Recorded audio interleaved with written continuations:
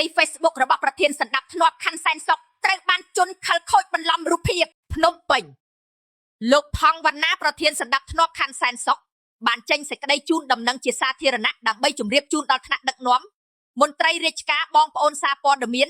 និងប្រជាពលរដ្ឋទាំងអស់ឲ្យបានជ្រាបថាថ្មីនេះមានជនមិនស្គាល់អត្តសញ្ញាណបានយកឈ្មោះនិងរូបថតរបស់លោកទៅបង្កើតគណនី Facebook คล้ายៗការបន្លំរូបភាពនឹងគណនីនេះត្រូវបានរកឃើញថាធ្វើឡើងក្នុងចេតនាមិនល្អដែលអាចបង្កឲ្យមានការភ័ន្តច្រឡំនិងប៉ះពាល់ដល់កិត្តិយសក៏ដូចជាការងាររបស់លោកសេចក្តីអំពាវនាវដើម្បីជៀសវាងការចាញ់បោកឬការយល់ច្រឡំផ្សេង